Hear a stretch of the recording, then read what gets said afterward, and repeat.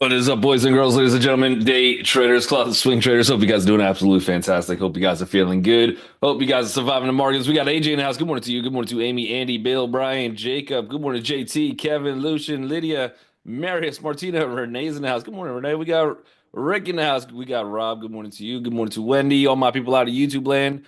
Me, good morning to you. Good morning to Mustafa. Amanda's in the house. Good morning to you. B. Jal, all my lurkers in the background of YouTube. That's just not going to say nothing all day. That's okay. Hit the like and subscribe button, but feel free to throw a comment out. You could change sides in this market. You could change sides really quickly in this market. You can start posting comments. All of a sudden, you're not a lurker no more. You could be a bull one day, and then 12 seconds later, be a bears. Just stay fluid. But with you got the Jerome Powell, which I thought was probably going to be a whole bunch of nothing burger, turned out to be a whole buffet of everything. So, I was in the master group with the group going over some setups, things like that. And then during the time Jerome Powell was coming out, so I didn't listen to him live. I just saw the markets kind of just tanking out of nowhere. I was like, oh, he said something crazy. He had to have said something crazy. So after I went back, I listened to the entire thing. I'm like, what? I missed it. What did he say so crazy? He didn't really say much, really. I mean, prices go up. That might cause higher inflation. That might be higher inflation. But yeah, I did get out of the medicals, and then I actually put some back on for a longer time period. So I net kind of broke even after my aggressive let me give it some more time play. But yeah, the only thing he really said was the only thing he said is he thinks prices go higher and GDP comes lower or stays flat, which essentially is him saying potential stagflation without saying stagflation, and that's kind of how the looks like the market interpreted it, but really nothing crazy, nothing that we didn't know before, nothing that he hasn't said before. So just a reaction to the market. And again, we were heading into his we were heading into his conference with Nvidia already kind of down, the rest of the market kind of following Nvidia based off of the chip sales or ban of some chip sales to China. So we already went into that with a little bit of a little depressing news where he would actually have to say something extremely positive, and we didn't really see that either. We didn't see anything crazy, so the market kind of does what the market does. That being said, we do have a bunch of gap to goes in the market today, SPY being one of them. Still inside day. And then guess what? If you guys, we had some unemployment numbers today.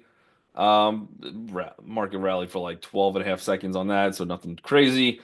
But we do have, in case you guys think it's going to be a nice, easy day, Trump already tweeted, or truth, or whatever you call it, this morning that he's already had some talks with Mexico, and talks are going good in Mexico. So we have that already. And then we got Trump coming out at 1 p.m. today. He's going to have another press briefing, news conference, so we're not completely out of the woods. 1 o'clock is the time where this market has just randomly made some moves, and then powerful moves anytime after one, including yesterday. We had Jerome Powell at 1:30, so we were in that time frame. Whew, this is getting crazy. But we got first SPY gap and go to the bullish side today. Again, still inside day. Look for some kind of support around 523.99.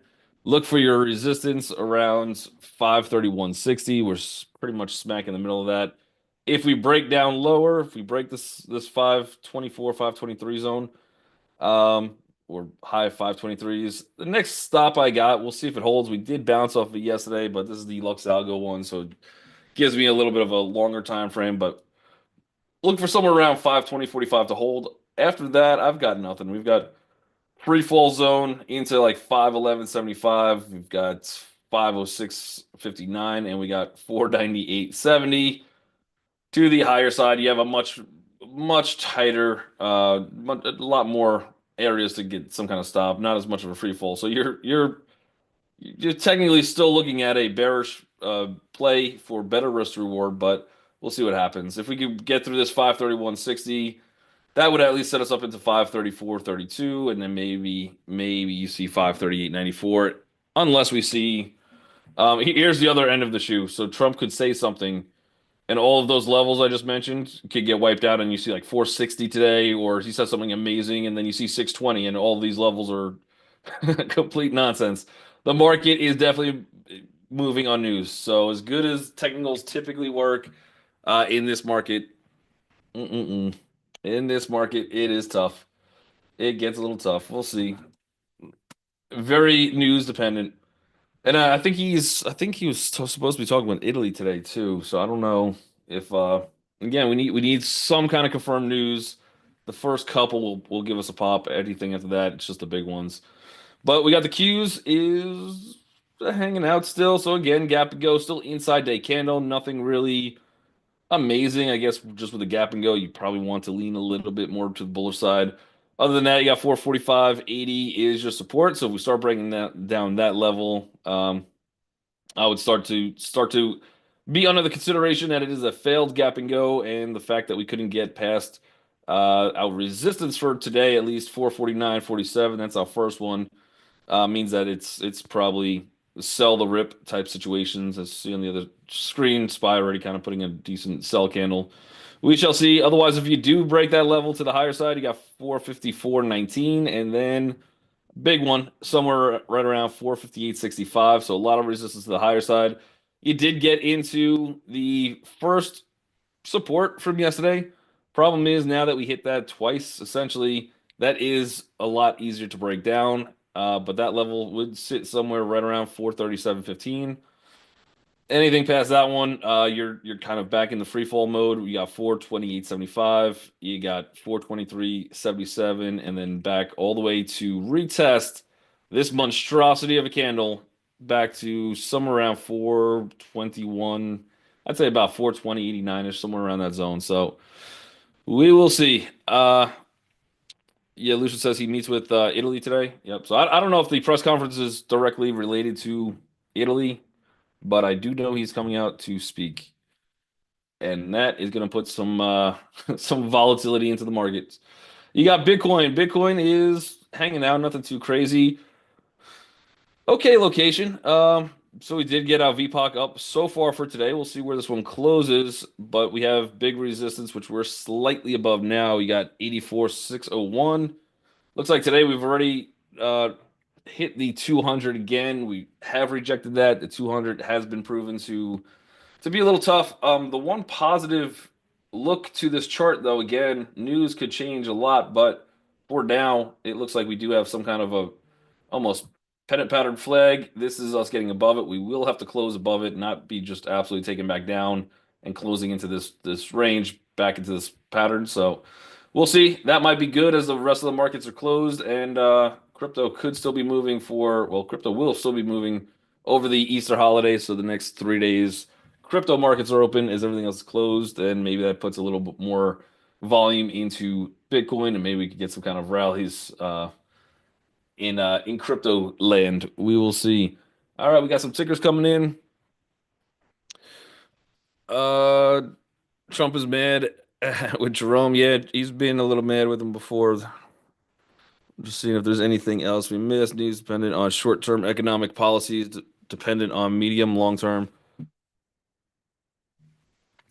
Yeah, if you're in it for the long term, I think eventually all of this is there's going to be an end game. There will be at least some kind of end game. So if you are buying, holding, you're not going all in at any price because the market can get a lot lower. But if you're nibbling on things and you're just like, hey, I've got time, I could wait through this, then all of the press conferences, all the news, all that stuff is irrelevant. In fact, it's better when it sells. The more red you see in your account now, the better it will be 10 years from now. So you're just adding, buying low, even though the pain is there today. Eventually this goes away. Eventually we have some kind of hopefully working setup. But again, it doesn't mean we're at the lows. Meta looked a little bit better, a little bit healthier before, but you do have a gap and go for today. Where we were sitting, I think when I looked at it before I jumped on the mic, I think we were up somewhere close to this. I thought we were even, we were still probably below yesterday's VPOC. We were probably sitting at around 509.59. So We'll see where this one opens. Not a great look for it though. It is a gap and go, so you have some bulls maybe trying to step in on this one. My guess is they're using, and it's not really a real level for me, but you did have the low of this move somewhere around 485.09. I think that probably comes back to play as some kind of at least psychological support. Maybe you get a double bottom in there. You still have this retest gap open. I was hoping that we could get past this one level. We broke through it a few times and we just couldn't hold it. But I was looking at somewhere around actually 511.31 ish. Yep, 511.30 ish. I was looking for that break there. That would have taken me up to I think like 516, 517 was my actual target on so I had some calls and they were all over the place. Again, got out for a little bit of gains and then I re-entered and then Jerome Powell came out. So good on him. But otherwise, not a great location. It is a gap and go, so you have a little tiny bullish edge today. Still inside day. That doesn't give us much to work with. I would look at the key levels. So if we start breaking 508.24, there's a chance. But really get me back above 510.46, and I'll put back my bull cap on. Otherwise, right now, I don't know how much of this holds. This might be a buy into the retest. So we'll see. But I think now at this point, bearish is looking a little bit stronger until you could actually get some closes in a bullish direction on that one. Meta, yep. So it's Meta. We got Amazon. Amazon is a gap and go, so looking like some other things, but still inside day, nothing too crazy. We came down, we retested a pretty strong VPOC. So again, these are the ones that you want to hold. Actually on Amazon, you've had this day with more volume. And we are above that one too. So the 2 days I really want to consider, and there's probably even a third one in there as well. Let's see where that one is. But the 2 days I really want to consider is this one with that volume, this one with this volume. I want to get above those two VPOCs. So we're there.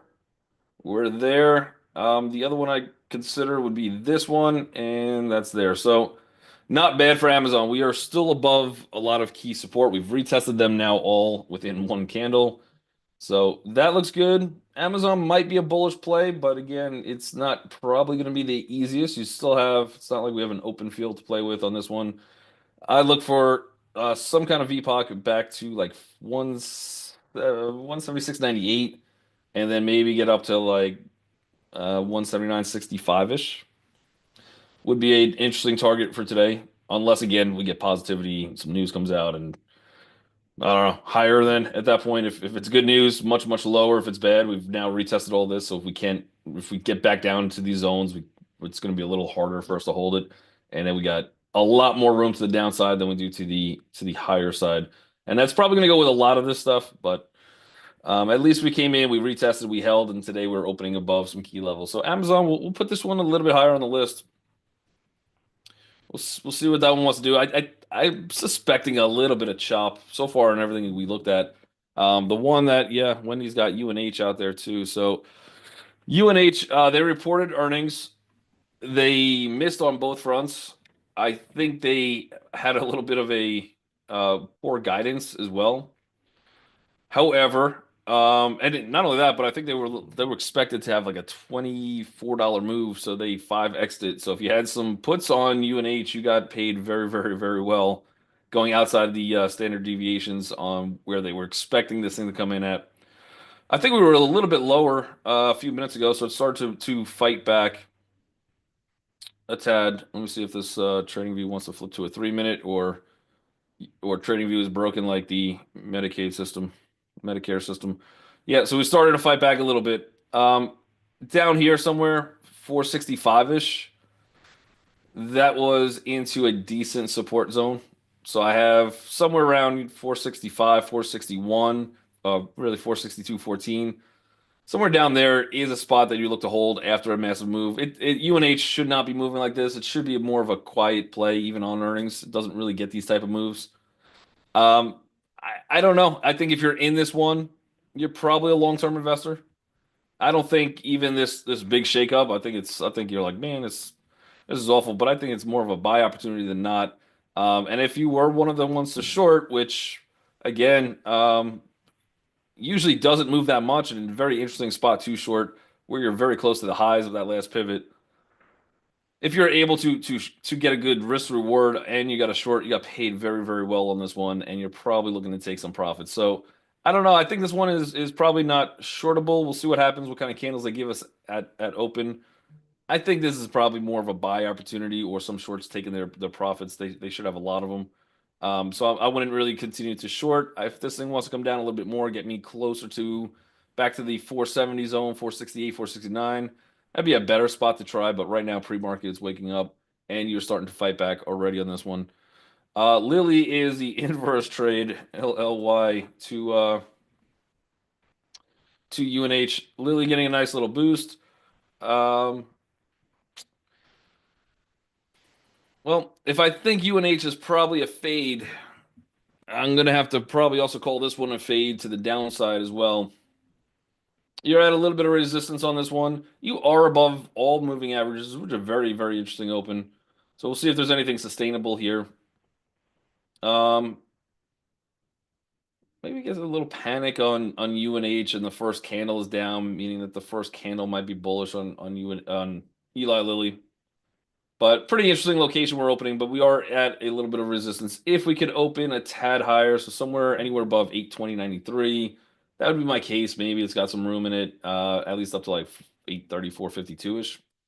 But for right now, gap and go for sure. I think this is a big move. I think there's a lot of people very, very profitable on this one. Just like we said, inverse UNH. If you were playing this one long ahead of earnings, I mean, you got earnings coming out May 1st, so not too far away. If you're playing this one bullish for earnings, you've already get that earnings pop now. I would probably take my gains, see if this thing pulls back, reset, and then maybe see if you get the same position going into earnings. But that's kind of what you wanted to do on earnings with good risk to reward if you're bullish and you're already getting paid ahead of it. So I think this is probably a fade to the lower side. Looking at this one a little bit higher. I think we'll go inverse UNH today though. CVS filling the gap. Let's see. CVS is moving. I didn't see that one today. Yeah, so you had a nice little gap up. Yeah, this was probably gonna move. Again, you got earnings on this one coming out May 1st as well. So May 1st is gonna be a big day for some of these companies, but yeah, not bad on this one. You are relatively to the higher side of CVS, but you're coming down, filling that gap. Look for support if this one wants to come a little bit lower, 64.10. Let's see if we hit that one pre-market. What did we say? 64.10. Yeah, we went beyond that. So we went down to like 61.50, but see if you get a little pullback on this one. It's already off the lows from 61. It's about $3 off the lows. I'd probably want to see some kind of a pullback on this one. See if you could maintain the 64.10, and then it is technically a retest gap from Friday. We'll see how that one wants to play out, but this one probably moves a little bit more like UNH as opposed to Eli Lilly for today. We shall see. TSM. Bijal says TSM. That one is had really good earnings. So that was a double beat and they raised guidance. So there was a little concern heading into some of the chips. How are they going to respond? Really good quarter. They came in 358 million above expectations. They beat by 3.54%, and then they raised their guidance. The biggest problem right now with Taiwan as to why I don't think this is up more is this little word right there, Taiwan. So there is obviously still some conflict. We don't know how the tariff thing plays out. We don't know if it escalates from a tariff war to anything else, which would be probably the next step. And so I think there is still some fear, some concerns, really good earnings, really good guidance upgrade to Taiwan Semiconductor. I don't really want to short this one. I think this one probably should have gapped up higher than where we're at based on those earnings, based on how the chart looks right now.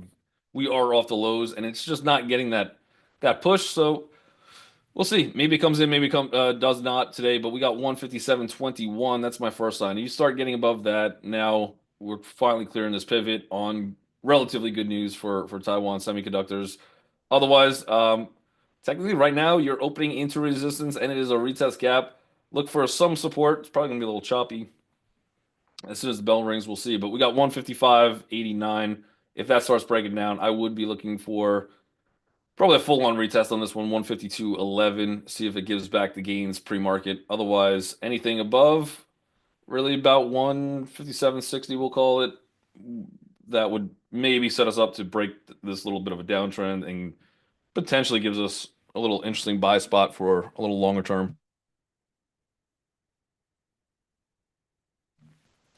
Bijal says, looks like the market's going up, only Dow in, not up.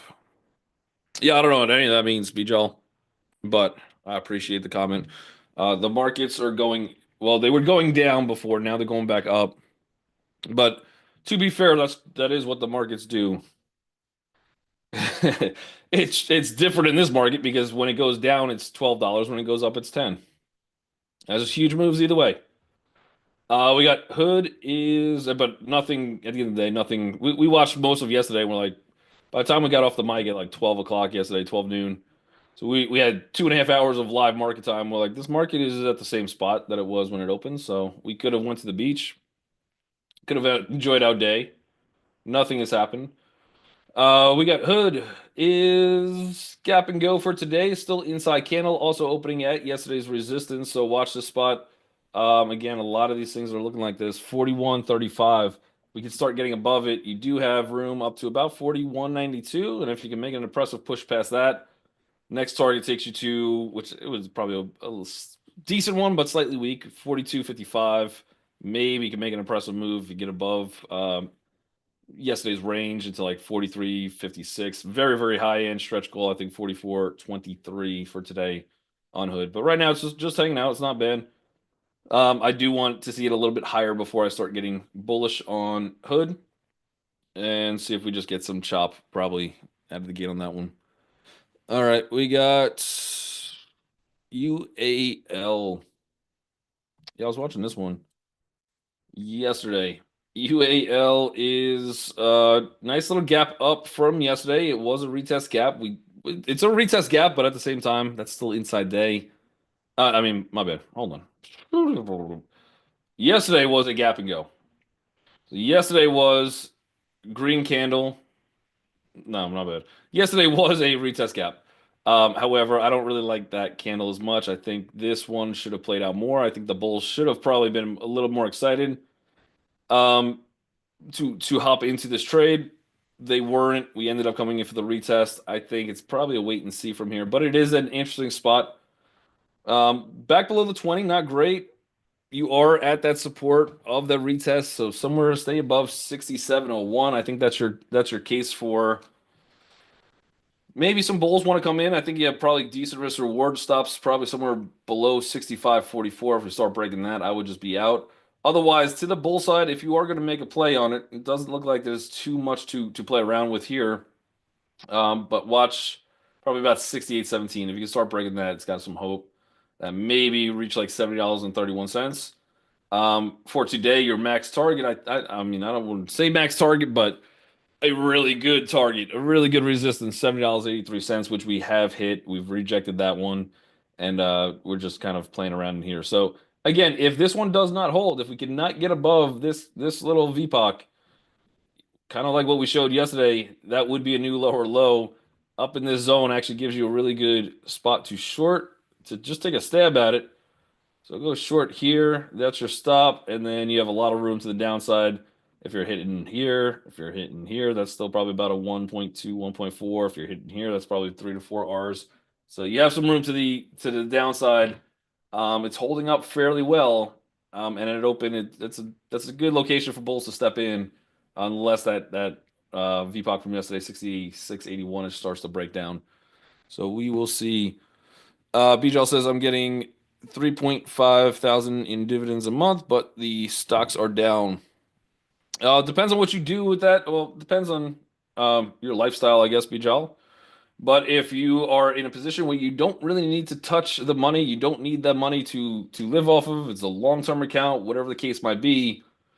Make sure you have the drip on there so you can go into your broker, click on drip if you're not doing so already, and that will set you up really, really well for the future. So that pretty much reinvests all those dividends. It will buy partial dividends or shares of stock. So as it's going down, you're now increasing your dividends, um, and you're getting more and more and kind of snowballing the effect of the dividends as it goes. But now, once they're reinvesting it, it's reinvesting it at the lower prices.